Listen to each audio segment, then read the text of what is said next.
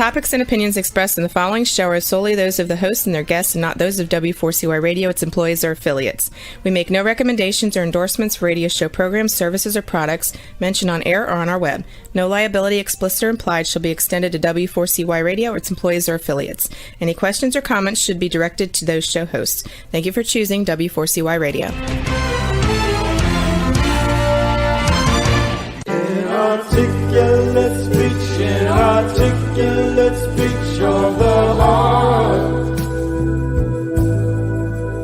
Inarticulate speech, inarticulate speech of the heart. Inarticulate speech, inarticulate speech of the heart. Hello and welcome to It's Your Voice, the show that hosts enriching conversations in diversity. My name is Bahia Yaksan. I'm a diversity educator and a core alignment coach, which means I support organizations and individuals in aligning their actions with their values. I do offer programs, if you're interested in seeing them, for your organization or as an individual on how to recognize patterns of bias, learn how to step out of them, and cultivate more inclusive patterns that create more belonging. You can go to my website, which is knowwhatyouvantcoaching.wordpress.com. Today we have a really special guest who is a treasure, and I'm grateful to have her. This will be her third time sharing her vast knowledge with us. But I'd like to first acknowledge we have a sponsor for this show, which will be a series of 10. And this program is brought to you by the City of Davis Arts and Culture Affairs Program and the California Creative Corps, which is a pilot program funded by the City of Sacramento's Office of Arts and Culture and the California Arts Council, a state agency, as an engagement campaign designed to increase public awareness about issues of social justice, climate resiliency, and more. The Creative Corps program, backed by Governor Gavin Newsom and the state legislature, looks to increase public awareness on topics such as health and safety, water and energy conservation, climate mitigation, emergency preparedness, social justice, and civic and community engagement. Diana, thank you so much for being here. You do bring vast knowledge of climate mitigation. It's rare, it's all too rare. And thank you. I just want to read your introduction now for folks who don't know you yet. And I can't wait to turn the mic over to you. So Diana Almendarez is a cultural practitioner, educator, gatherer, tender, and a generous sharer of critically needed traditional knowledge. Uniquely qualified, Diana teaches practices, traditions, and life skills in her native Madu homeland of Sacramento, where she feels like a refugee. Her grandmother, Bertha Norton, lived through 3 centuries and loved her cultures, but not the biases against them. She stuck with the positive memories of Native people who lived through the chaos. Diana says, this is a quote from a previous time when we met, "This country should be called the United States and its many sovereign nations." I really appreciate that. And today, Diana will share more of her expansive expertise on indigenous plants and ecology practices and ecological systems knowledge, and also was willing to talk about how actions can spring from land acknowledgments, which is a lot of people are asking questions about land acknowledgments. What do they mean? What's their purpose? They're not enough. So thank you so much again, Diana, for being here and being willing to share your knowledge and your perspective. Thank you. And good morning. Good afternoon, wherever you are. Anyway, yes. Thanks for inviting me back. It's really a busy time right now. So I've been pretty busy and waking up tired and waiting for my energy to come back and then going out there and using it up again. And it's kind of like the routine, but I love it because it keeps me strong. And just getting my hands in the soil keeps me strong. Putting my feet on the earth keeps me strong. Yeah. So that's what I focus to do all the time. Yes, I remember you sharing that. That's what keeps you going is your Mhm. relationship to nature and just being Yeah. out there and literally tending, gathering, teaching, in touch with. You have an incredible relationship with plants and the earth. Yeah. And also you are so willing to share these critically needed skills like around cultural fire burning and how to bring back water, and just really grateful that you're here. Thank you. Um, yeah, it's just really nice to be able to go out and be a part of the environment. And that's the whole problem with education in the first is that that's what was done in the education system was taking the human out of the biology. Like we're supposed to control it. Is that why we were taken out of biology? And I'm talking more the critical Native American. Being a part of the biology, working with the animals, and I don't think anyone really understood, especially the European Westerners at that time. They never really understood that we had already created an economy that included ecology. We included the animals' welfare as well as ours. So that was vastly all over North America and South America. And I got a good piece of it. Living in California, it's different because the only way to get to California, we were kind of secluded because you have the Sierra Nevadas to the east that seriously high, sharp points. Hmm. That's what it's called Sierra because that means knife blade and then the Pacific West Coast is thick. It's hard to get through. And then you have the desert on the other side and then the ocean. So we are completely surrounded by all these um, specific types of regions that are very difficult to cross. Mm. And you would probably debate whether you should cross or not because they're dangerous, So we were pretty secluded, living in our marsh, on the land, on the hills, protected by all those things I mentioned because we were here still in huts in early 1900s, and so it was very devastating for me to even walk around in 1960 and see these hut pits that looked fresh, Mm. knowing that, wait a minute, that's like yesterday, Mm. everything in that hut pit. So that was my experience of um, growing up was being on the bike and going down the American River bike trails and stopping everywhere. So I got to know the river pretty quick, as a youth living in Sacramento. But I did want to say that I do feel like I'm a refugee living in my homeland. And I'm also an extinct Maidu Nisenan Indian. And I'm Patwin Wintu, which is across the Sacramento River in Davis, in your town, Mhm. which has been very welcoming and more able to take on what I say and build it and work it into their world and in the education system. It's been really great to be a part of Davis communities and Woodland because I really get a lot of things to do involving people in education. It's been wonderful. Um, Working at the Tending and Gathering Garden in Cache Creek Conservancy by the river is being there all the time. It's like my home base because that's the garden we freshly created. So it isn't an old garden, it's new. We grew it with the help of a leader who was Bertha Mitchell, who that was her first language is Wintun. Patwin Mm. Wintun wasn't English like me or anybody else here who was born in America.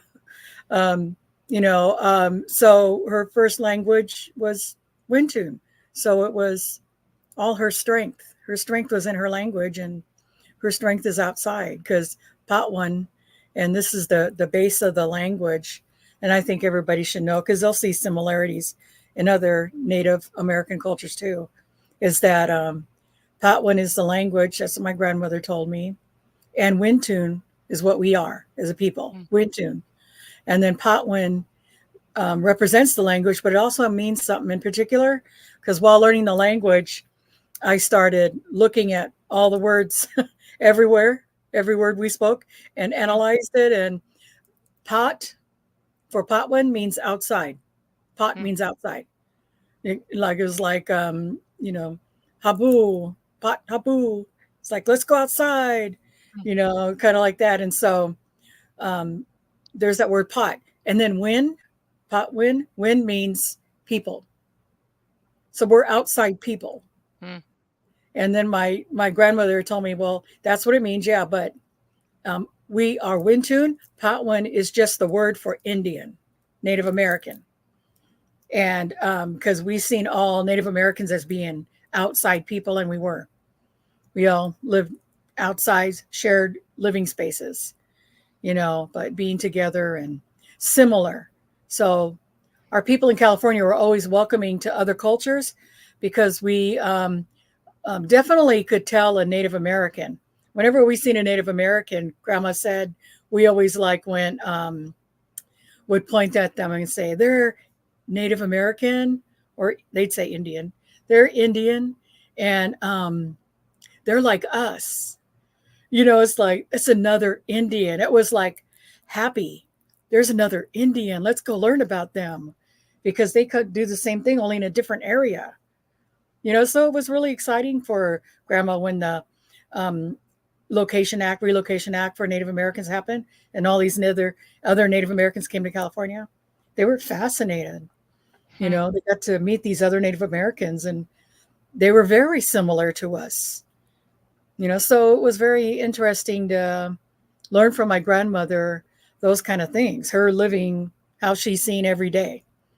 And so it grew and grew, but that was like my beginning learnings with her being a kid, just noticing those things.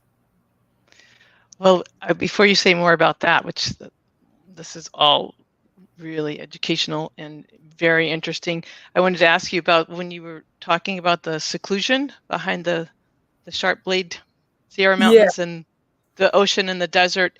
Do you think that is partly why your family was able to maintain knowledge and not completely wipe it, and Yeah, all your people were not completely wiped out, because there was some protection, and that's why the knowledge was saved and allowed to be passed down, even I do.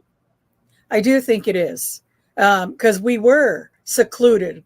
So by the time the Relocation Act brought Native peoples here, we were learning about what happened to them, and it was like they don't know about their people. They already don't know about their people when they came here. They were doing powwows, and Reverend Regalia and all that, and that was fascinating. But they didn't know that they shouldn't do it here in California. Because this isn't powwow country. So that was different.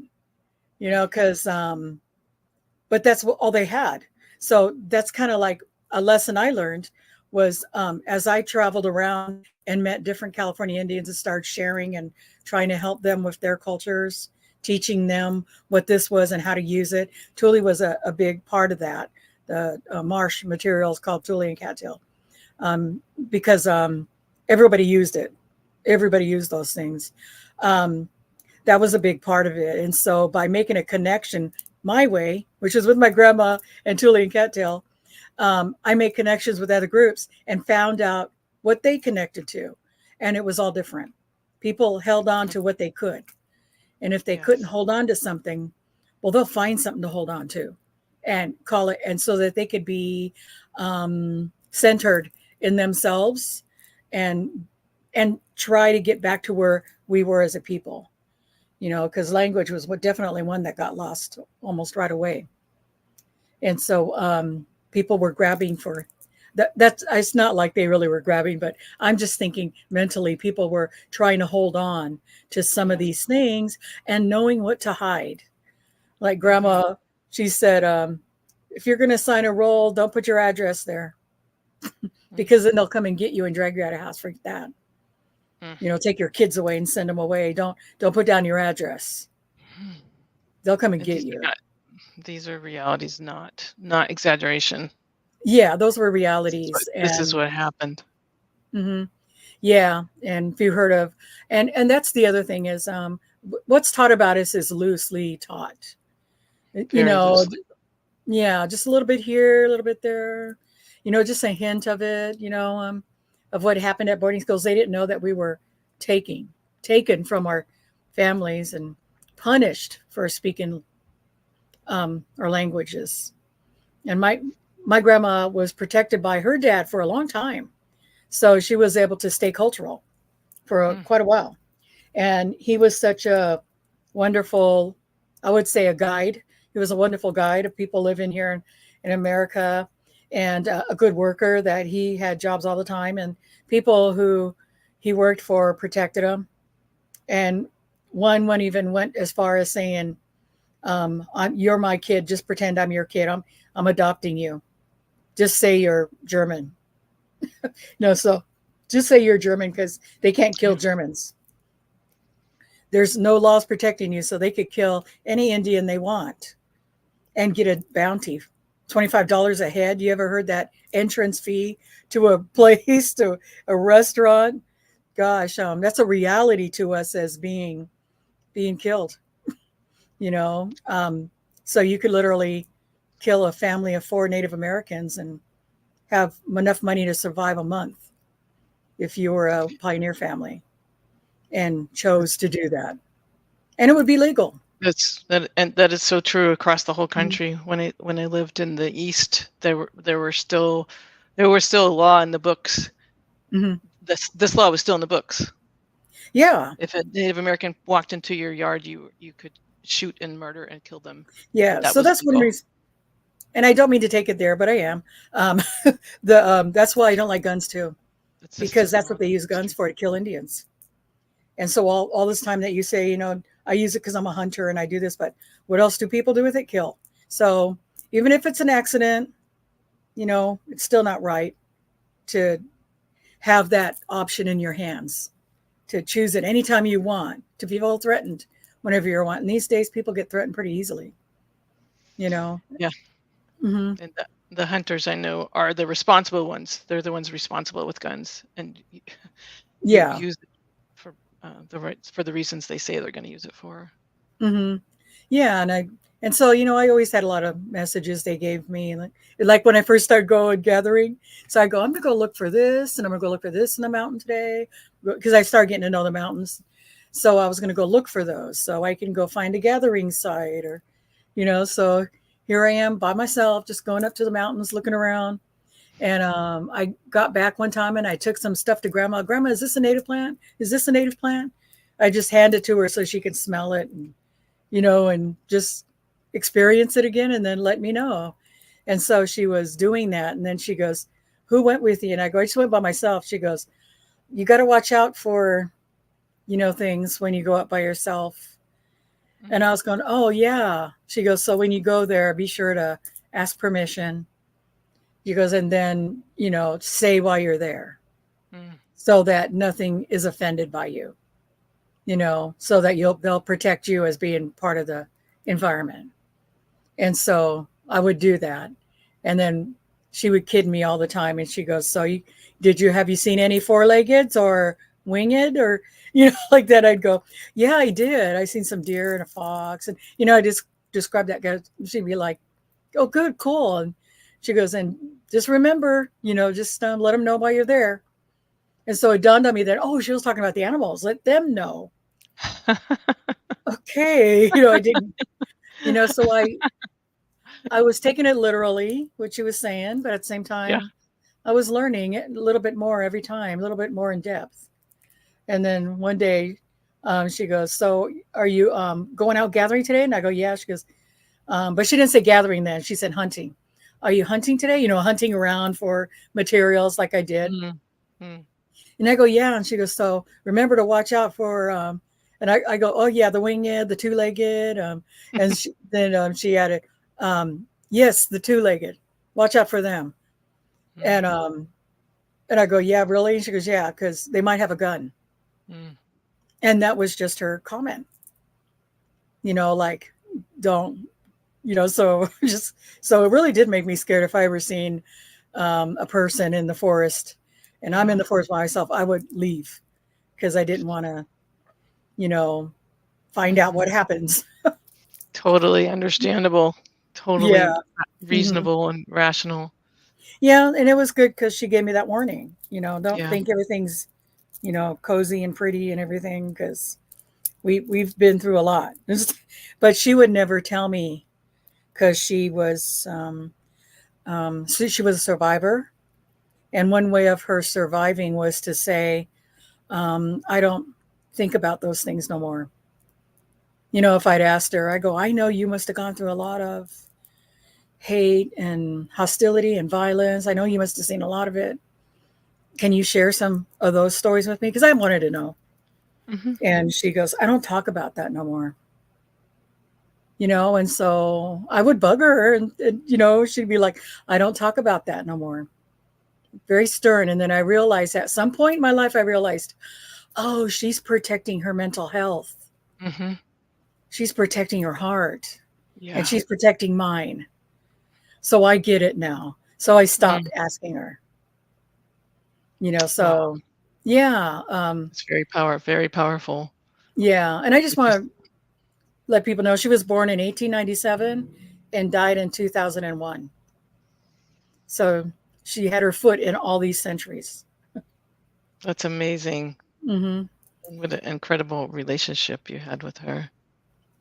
Yeah. And it was my time with her. I have brothers and sisters that shared time with her too, but at that point, it was my time. That I was the only kid around there seeking her information and life and stories at that time. But yeah, she had a great sense of um, speaking. She was really, and then she could talk and then stop, and if we got interrupted, and then next thing you know, 3 days later, she'd pick up that conversation where it left off, and I'd just be like, wait a minute, where were we at? you know, and so she was pretty amazing. Hmm. Well, how did you learn? Some I know some people learn just by hearing, like absorbing through stories. It's such a Hmm. great way to retain information. Did you do other things? Because there's just I know you gathered so much knowledge by all your vast exploration of mountains, lands, rivers. You have been out, all over the place, Yeah. and did so much learning that way Hmm. by being out there. But from what she gave you, were you able to retain it through listening, through asking more questions? Did you write? Did you I write? Did you record? she she I did write and record, and she did teach me a lot. She drove for a big part of her life until she was Hmm, 86. hmm, She drove all the way up to that point. So whenever she went on a road trip, when I was younger, even in my 30s, she'd be, you want to come with me? I'm going on a road trip. I want to go see so and so. And so road trip meant way up in the hills, way far away, somewhere. That's what it meant.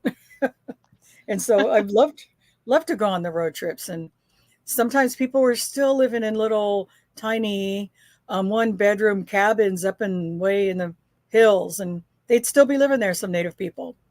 And she knew to find them. It was just really amazing. And she'd bring them commods, food, to bring them up to date. And if they were sick, she'd work on them. And so hmm. those were really, I'm like, you're going to have to work on them. And then being a kid, so that means we're stuck here for a while. Being Oh a kid.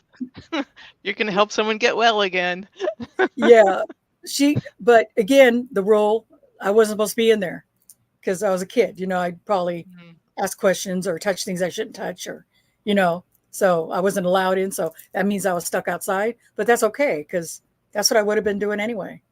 And Yeah. a few of them had dogs that were cool. So I'd go walk with the dogs, so I just had a good time, just always good experiences, and just really fun times, life lessons, And if I found something that, again, I was picking up things and showing her, look what I found. I found this. And by the time I got back to the car and we were leaving, she would do that. And one of the things she would tell me, and I think people should hear this too, is you can't take that. That's a rock. Put it back. I'll tell you what it is, but we don't take rocks. We don't take them in our house. Leave rocks where they are. And I'm like, wow, okay. And I liked rocks, so maybe I would sneak one every once in a while, get in trouble for it. I did a lot of that, getting in trouble. That was my kind of trouble, was doing things like that, not stealing or anything. I guess it could have been looked at like stealing from the earth. It's like if I took that rock, I was taking it from its home. So there was that sense of place for everything. So that that's level of respect. Yeah. So that's actually a teaching phrase I like to use now is sense of place. And that's where we get to homeland. It's like I like the teachings when we use homeland because it gives everybody a sense of place. This is the language of this area. These are the taboos and the rules for the people who lived here. That's the sense of place. It tells you what's around you, how to behave there. If there's a dangerous place, that would be a part of a taboo in there. Don't go this way. Don't go over there. Don't stand on the edge of this. You know what I mean? There were basic taboos and rules that you had to follow everywhere you went, and they weren't always the same. So it's important to have that sense of place. There was this one place that I won't, tell exactly where, because that's their story. But, and it needs to come from them. But very vague way of telling the story is that if you stood in that one place, the solar system above us has like a current that hits the earth every once in a while. And if you're standing in that place when that current from the above us veers down and hits the earth, and if you stand in that place, you could be thrown off your feet. And they said even cars get thrown off the road if they're there. We told them not to build that there, the Westerners, but they did it anyway. So we always see cars getting thrown off the road there. Isn't that funny? Because they don't listen. She goes, and so we don't ever walk on that road. They put a sidewalk there, but people get blown off that sidewalk. And they don't know why. But we do. And if we tell them, they won't believe us. So we just stop telling them. So it is kind of hard to imagine that or even having the knowledge of that. But I believe that. What else could knock you off of that point? So I was told it. So of course I'm not going to do that. That's part of the rules and the sense of place and the sense of living in that place. You have to know these things to survive. So the other one is, this is a clear one that maybe needs to be out there, is Yosemite. And Yosemite is a Miwok word. It means grizzly bear. But there's another word that really means Yosemite. No, I'm not going to say that word. But it is the actual word that the Native people used that was the name of that valley. And what it means is gaping mouth. And so when I heard that, I automatically like, oh my God, that means there's a throat in there. What opens up a mouth and gapes it? It's to catch food. And I'm going in, it's a gaping mouth. I was really just alarmed right away. It's like, you really got to watch yourself in here then. And they were like, yeah. I didn't have to talk more about it. That's all I said. You really need to watch what you do in this valley then. They go, yeah. And like I said, that's all I had to do. We didn't have to have any more conversation than that. I didn't want to talk about where and how and why. And I just knew I need to be, as a human, respectful and careful to that area. And now I learned through stories and stuff that it's the place where most people disappear in America. And so me, obviously, I'm going gaping mouth. I can totally believe that.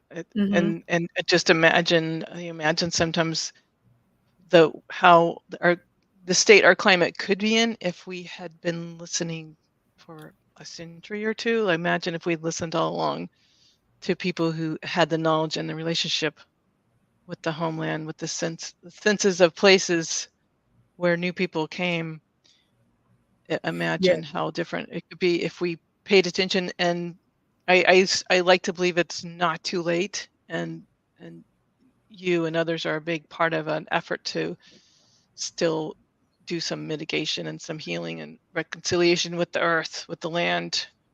Um, yeah, and it isn't too late. It's just rebuilding.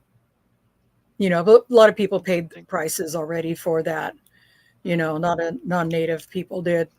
yeah, So yeah, I don't need to go into details of those things either. But um, that was a while ago. So now it's kind of at a point where now we can take care of this again. And now um, I work with different groups that actually help and respect what I say. It's really nice. So thank goodness, thank goodness. yeah, and they're not taking it literal as just storytelling or that's just a legend. Native people made up stories to tell their kids. It's not that. These were like Joseph Campbell when he wrote his book about myths and legends. It was a myth and a legend is an actual true experience of life. And yeah, and so I was reinforced with one of the stories just recently where because what I'm teaching now, because I've taught different things and I focused on different things at different times, restoration, all that. Hmm. I was a dancer, the dance group, and I learned all about the culture and this, went to all the ceremonies. I learned about all those different times of Hmm. my life. And so right now I'm at a point of rebuilding. And so we, we're actually, I want to make this water healthy because all the birds I've seen die in the past 20 years. No more red-winged blackbirds hanging out in big amounts. Not a whole bunch of egrets. I don't see a whole bunch of egrets and snow geese pretty much disappeared at one time. They're starting to come back. You see what I mean? So it's a resurgence. There's this, some are coming back and some are growing. And but I used to see dragonflies, all kinds, but not now. Butterflies, all kinds. Monarchs disappearing. So resurgence, getting these plants back. And so a lot of people are participating with the butterfly one. So I feel I can let that go. I still do what I do, but I feel I can let that happen now. I don't have to lead that. That's They really can, good to hear. Really yeah, good to they hear. can, yeah, and I still spread it, teach it, but you know, um, right now my focus is on the marsh because the marsh is a good place to store carbon, but at the same time, I don't think people realize. I mean, you know what carbon is, but you know what we're talking about when we're talking about carbon, the carbon footprint, the carbon in DNA analysis. We're made out of carbon. Everything's made out of carbon. You know what I mean? It's just all around us. But at the same time, how do you understand how to pull carbon out of the air? How do Mm. we rid the excess carbon that helps create climate change? How do we do that? So I've always tried to look for an example to teach kids because you could talk about it, but it could go boom right over our heads. We could use the words, but we don't understand it. Mm. Just like homeland, we can use that word, but do you really understand what I'm talking about? Mm. I'm just talking about my area where the Wintune people live, Davis, where the Wintune people live, Woodland, all through there. And when I'm in Sacramento, I'm on the homeland of the Nisan Maidu, you know, um, different areas, different people, homelands. And then I realized through time that whenever I go into one person's homeland, I have to represent it. I have to recognize that I'm entering, the Miwok homeland. I'm entering the Pomo homeland. Just make sure you're in that sense of place so Well, that is not. it, Go ahead. What were you going to I'm say? sorry. I'm sorry. I don't ever want to interrupt you. I'm just wondering if this is a good time for you to say more about the importance of noticing when you are transitioning from one land to another and sense of place and land acknowledgments, because Hmm. people who are not familiar with it, or have no idea with it, or have a lot of guilt around um, e- hearing, oh wait, land acknowledgments, um, because they haven't done healing themselves from the side of being related to ancestors who helped destroy people and lands. So there's a Yeah. lot. I'm hearing a lot of different reactions to land acknowledgments, like why are they here from non-native people? Why are Hmm. they here? What do they mean? What are? And then I'm also hearing, um, wonderful start, but not enough. What are the actions? What are actions that spring from land acknowledgments? So Yeah. please, please speak to that. Any of that? You, you know, the great thing that springs from it is the communication, like you're saying. That's really an important part. And I think what I just said, as it gives you a sense of place, is a Mhm. really important part of it too. That's a good place to start. It's like you're living in this certain area, like I said, Yosemite, and well, no, let's walk away from Yosemite. Mount Tamalpais, that's Ohlone land. So that means that that word is Ohlone. That's one part of it, that whatever is in that area is of those people. So there's going to be a name to the beach, and it's going to be in their language. So automatically you're getting the sense of place. And the way I feel is like when I'm in my tending and gathering garden, and I mean mine, and I don't mean that it's mine. It belongs to many. It's county land, but um, I just refer to it as mine because that's where I go a lot of the times. My Yeah. safe place in a way. Um, Yeah. it's just that when I'm on that land, I'm thinking language, of that area. And the sense of place is when we've got the plants grown there, and I could speak the language with the plant and it responds. The language is still within the plant. It's that communication, and then Mhm. I was out there with a friend that just visited, and I'm saying, so and so seen otters here recently. When the water came back, the otters came back, and so I was going to, I was hoping we could see them. You could see them because it's a family, a male, a female, and I'm not sure how many babies, 3 or 4. I'm just excited about it. And we were just Uh-huh. standing there talking about it. And I'm going, it'd be neat if you could see that, that sense of place that they have.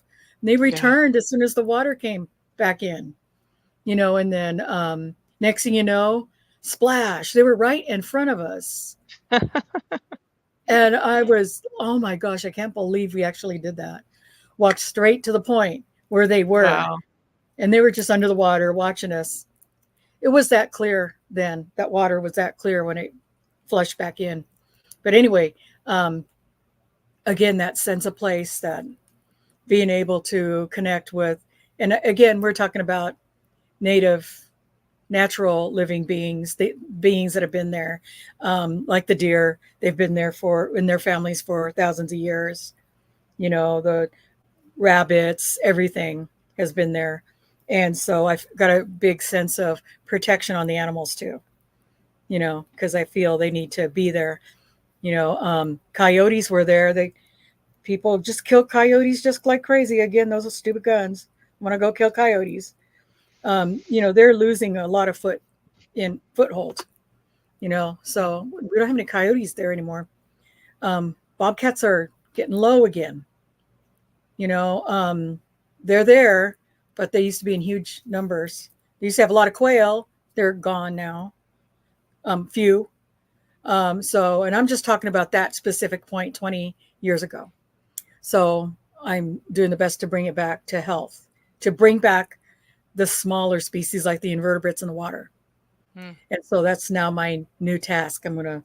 We're going to work on that, rebuilding a strong, healthy water with lots of invertebrates to bring back all these animal species to feed and get full bellies and breed well.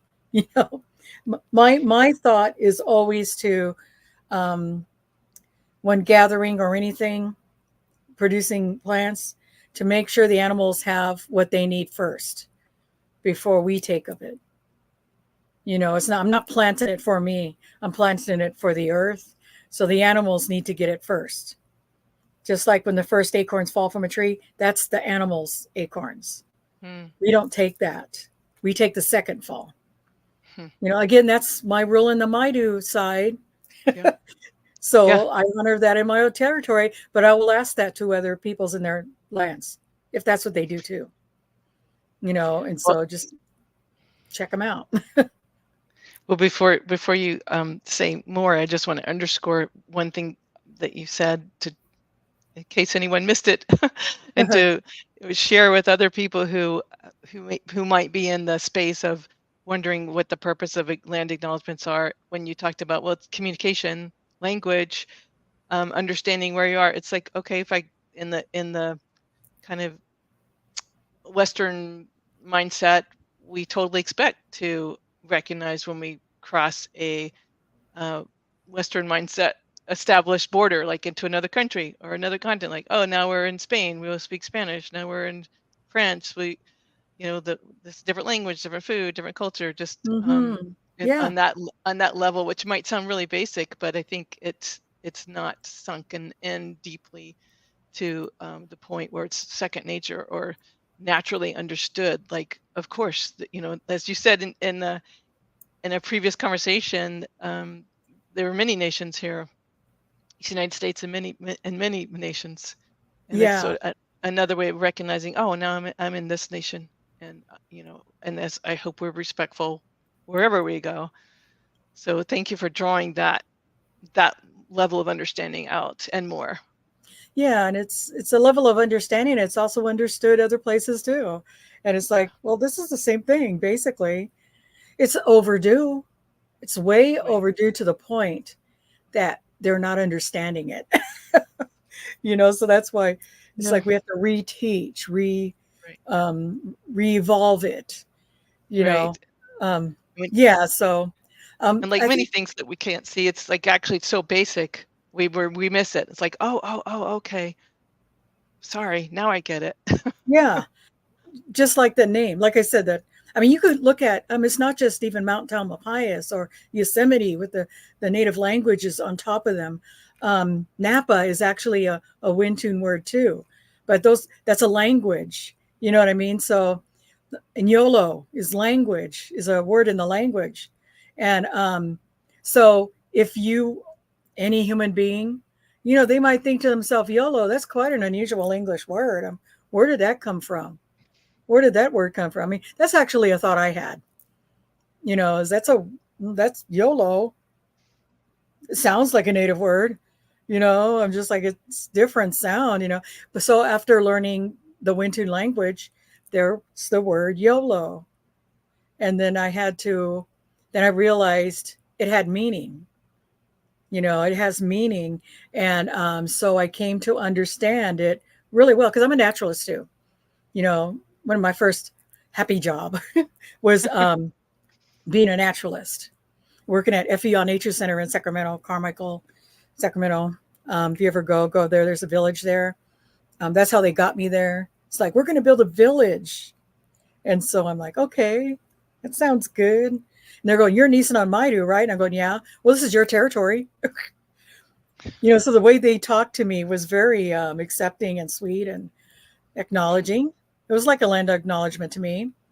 So I went to go work for them, and they sent me to workshops, everything. So it was really nice. They were really good to me. And I'm so so, glad. It's totally what you deserve.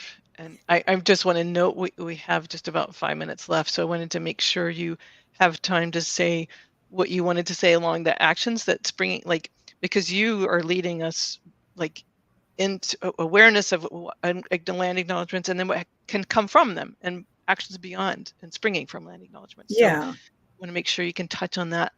Okay. So I will with these two things here. That's good. Thank you for letting me know time wise, because I could talk too much. I love Anyway, it. Every word's very valuable. YOLO. I'll go back to YOLO because that's in your area. And when I started learning the language, and there's that word YOLO, and I realized, well, what does YOLO mean? and it means wait. And I'm like, okay, it's not really telling me anything. I thought, how does it become the name of the county? And then I remembered when I used to do study for living history. So I did living history work, playing a camp keeper. So I do living history and play the camp keeper on non-native California, some Midwest, keeps a camp for the trappers. But anyway, that's what I do for living history. And then I realized that part of the conversation was around the Sutter Buttes, Onole, which is our name. And they're looking for a new name. And I'm hoping they grab that.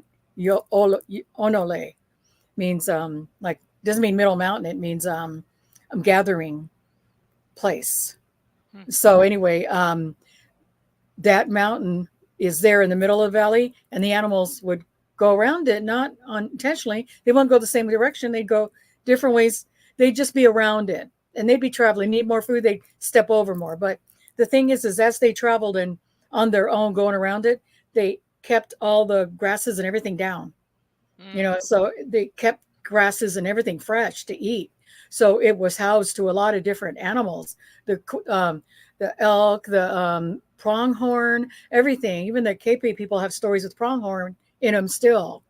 And so all these animals were all over the place. And so then I heard that our people from the valleys would go into that area by the buttes in between Woodland and the Cape Valley. They would go there and set up camp and wait for the deer and the elk and the pronghorn to settle, get done with their babies and then settle.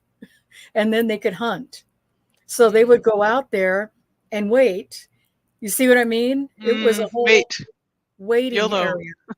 YOLO. Yeah. So that's why YOLO referred to a big area too, like a county. It was the county of waiting.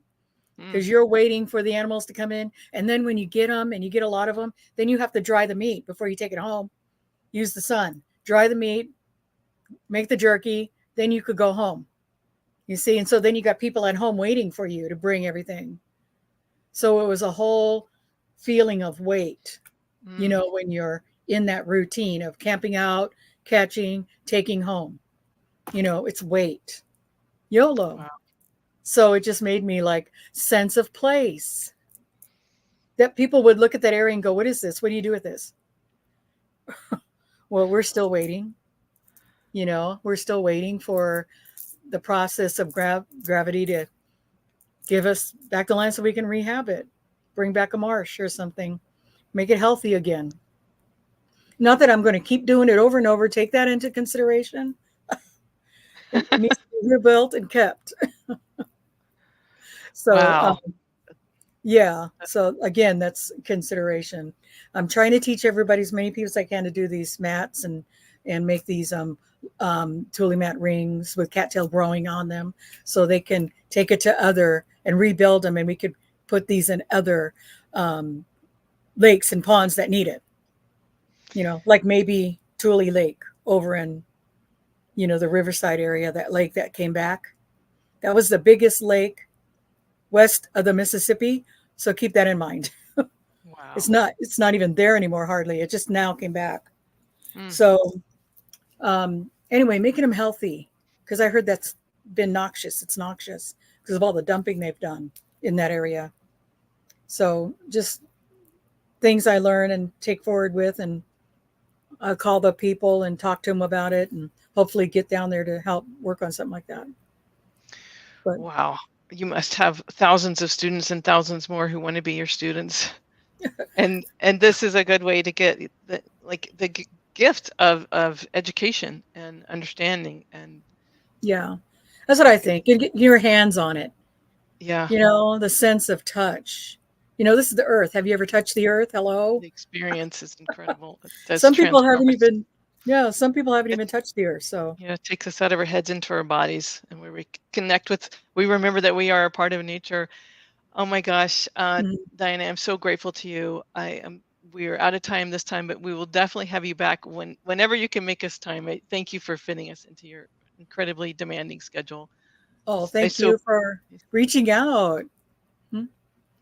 My pleasure. I would also like to thank the sponsors, the City of Davis Arts and Cultural Affairs Program and the California Creative Corps, and for sponsoring this show. And Oh, good. yeah, Thank you too. yeah. And thanks to the listeners and viewers, and to our producer, Dean Piper, and to our engineer, Rebel. And may we all have enriching educational conversations in diversity and climate resilience this week.